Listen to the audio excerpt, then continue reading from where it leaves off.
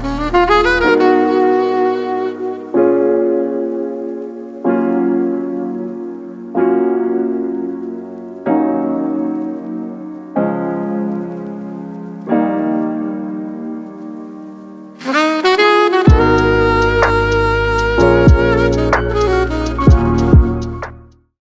sebelum saya tanya, Ya. saya mau nanya nih Pak. Menurut Bapak, toleransi itu apa sih Pak? Apa? Toleransi. Oh, toleransi ya. Kalau toleransi itu ya saling menghormati. Saling menghormati ya Pak. Kalau kita lihat Pak, sekarang itu banyak anak muda itu yang ini Pak, diskriminasi. Kira-kira Pak, kalau dari Bapak, tanggapannya itu gimana kalau kepada anak-anak muda sekarang itu? Kalau anak muda sekarang ya memang nggak semuanya, kadang diskriminasi itu kalau di sini ya yang saya tahu ya kadang kayak kalau sekarang mungkin dikatakan diskriminasi, tapi kalau aku saya pikir dulu semacam kayak ejek-ejekan, julukan itu kayak biasa. Karena setelah itu selesai ya selesai, nanti tunggu lagi gitu. Ya kayak sekarang di medsos juga gitu kan, saling ejek-ejekan, berdoa. Tapi kalau ketemu ya biasa, biasa aja, nggak terlalu anu. Siap, kalau gitu langsung masuk ke pertanyaan saya. Oke, pertanyaan pertama nih Pak. Ya. Bagaimana tata cara Islam dalam melakukan ibadah? Kalau Islam sendiri ya, yang diketahui secara umum itu kan ibadah cuma sholat 5 waktunya aja ya. 5 waktu. Sebenarnya juga selain itu kan di Islam sendiri kan orang Islam sendiri sebelumnya harus iman dulu. Jadi iman itu percaya pada Tuhan, nomor 2 itu percaya pada malaikat, ya, percaya pada nabi, terus percaya pada takdir gitu. Kayak itu ada 6 gitu ya. Terus kalau masuk ke Islamnya, pertama harus itu syahadat itu, kedua menjalankan sholat, setelah itu puasa, zakat, dan haji. Haji itu kan itu juga tidak semua orang bisa kerjakan kalau yang haji.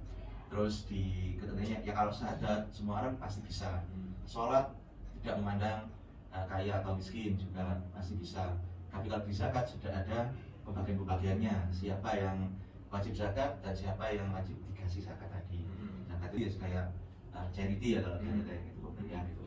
Itu tujuannya kalau zakat untuk mensucikan diri kita. Meskipun orang yang nggak punya pun kadang juga zakat, karena zakat itu cuma nggak terlalu memberatkan juga. Nilainya paling 50.000 dalam 1 tahun, nggak sampai 100.000 ya. Tahu beras itu 3 kilo. Nah, ya sedekahnya itu bukan sedekah lagi kali ini. Kita cuma 1 tahun sekali disuruh bayar zakat itu untuk mensucikan diri kita sendiri. Jadi selama 1 tahun ya, cuma 3 kilo makanan pokok, bukan beras saja ya. Makanan pokok di daerah tersebut. Terus kalau puasa sendiri, puasa juga gitu. Kalau puasa itu kalau yang mampu, tapi sebenarnya wajib ya kalau puasa tinggal gitu. Kalau orang yang sakit itu masih dikasih kelonggaran. Tapi kalau sengaja dia mampu, terus tetap dia tidak mengerjakan puasa, itu dosanya tidak besar. Lanjut ke pertanyaan selanjutnya. Ya. Apa pandangan agama Bapak mengenai perbedaan yang ada di sekitar kita? Perbedaan dari hal Semua agama dan ya tentu agama. Tujuan dari Apa pandangan agama Bapak mengenai perbedaan yang ada di sekitar kita, orang yang beda agama? Kalau orang beda agama cuma beda keyakinan saja. Saya sendiri dulu ya punya, kalau di sini kalau di Islam ada ngaji di kampung-kampung itu ya, kalau ngaji mendatangkan guru ustadz itu ya. Malah ini ada anaknya orang Cina atau yang beragama bukan Islam ya, Kristen, malah ikut nimbrung juga di situ. Soalnya di tempat ngaji ya, ya ikut satu ini apa kayak main-main di situ ya nggak masalah. Yang sini ngaji, yang sana padahal beda agama, tapi tetap bisa ikut main bersama. Bergaul gitu ya? Iya, bergaul. Oke. Pertanyaan terakhir nih Pak, apa pesan Bapak untuk generasi muda dalam menjaga persatuan dan perbedaan di Indonesia? Kalau pesannya sendiri, generasi muda, biar nggak ada diskriminasi yang gimana gitu. Sebenarnya ya juga banyak ya Pak. Kalau pesannya sendiri, ya memang dari kita sendiri untuk menjaga diri kita, nanti istilahnya berlapang dada. Kalau ada perbedaan itu hanya beda biasa yang nggak terlalu nggak terlalu diambil hati juga, biar tidak saling menyakiti sama yang lain gitu. Oke, udah Pak. Makasih banyak ya Pak Iya. waktunya. Terima kasih banyak.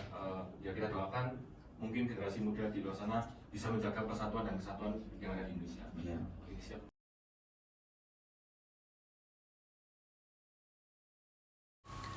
Saat mengunjungi tempat ibadah, saya merasakan kedamaian dan keterbukaan yang kuat meskipun berasal dari keyakinan yang berbeda. Dari kunjungan ini, saya belajar bahwa toleransi dan keragaman adalah landasan penting untuk hidup harmonis, di mana setiap individu dapat menjalankan keyakinannya dengan damai tanpa merasa terasing atau dihakimi. Indonesia adalah negara yang besar dengan berbagai macam suku, budaya, dan agama. Setelah kunjungan ini, saya belajar toleransi itu indah. Dan dengan kita bersatu, kita bisa menjadi lebih kuat. Dalam kunjungan kemarin, saya mengikuti beberapa aturan, seperti melepas sepatu sebelum memasuki ruang ibadah, mengenakan pakaian yang sopan, dan menghormati waktu ibadah. Hal ini mengajarkan saya seberapa pentingnya sikap saling menghormati dan beradaptasi dengan budaya atau kebiasaan agama lain. Dari kunjungan ini, saya menyadari bahwa meski kita berbeda dalam cara beribadah, kita memiliki tujuan yang sama, yaitu untuk hidup dalam kedamaian dan saling menghormati. Dari pengalaman ini, saya juga dapat menambah pengetahuan saya mengenai beberapa hal di agama lain.